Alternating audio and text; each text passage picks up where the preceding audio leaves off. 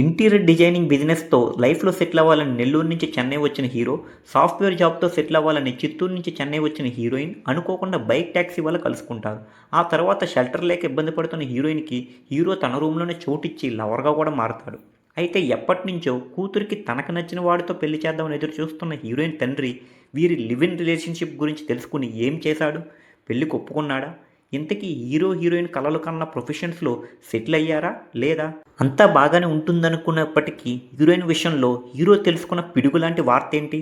ఆ వార్త తెలుసుకున్నాక ఈ జంట కష్టపడి సాధించిన జాబ్స్, ఇష్టమైన చెన్నైని ఇలా రెండింటిని వదిలేసి కేరళ ఎందుకు పారిపోవాల్సి వచ్చింది వంటి విషయాలు తెలియాలంటే మీరు ఈ మూవీ థియేటర్లో చూడాల్సిందే.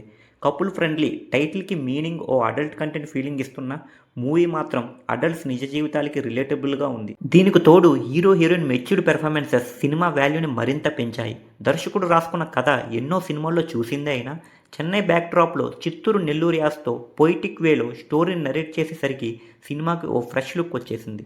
దీనికి తోడు చెన్నై రియల్ లొకేషన్స్లో మోస్ట్లీ గొరిలా షూట్స్ చేయడంతో సినిమా చాలా రియలిస్టిక్గా ఉంది. హీరోయిన్ తండ్రిగా రాజీవ్ నటన అయితే అద్భుతంగా ఉంది. తమిళ ఆర్టిస్టులు యోగిబాబు, సునీల్ రెడ్డి, లివింగ్స్టన్లతో పండించిన సిచ్యువేషన్ కామెడీ వర్కౌట్ అయింది. విజువల్స్ చాలా బాగున్నాయి, పాటలు కూడా వినసొంపుగా ఉన్నాయి. ఈ తరహా చిత్రాలకు మల్టీప్లెక్స్ స్క్రీన్స్కి ఫుట్ఫాల్స్ ఎక్కువగా ఉంటాయి. పైగా ఈ వ్యాలంటైన్స్కి కపుల్స్ కలిసి చూసే ఓ చక్కటి మెచ్యూర్డ్ లవ్ స్టోరీగా ఉంది ఈ couple friendly movie. At last ఈ మోడర్న్ గీతాంజలి మూవీకి నేను ఇచ్చే రేటింగ్ 3/5.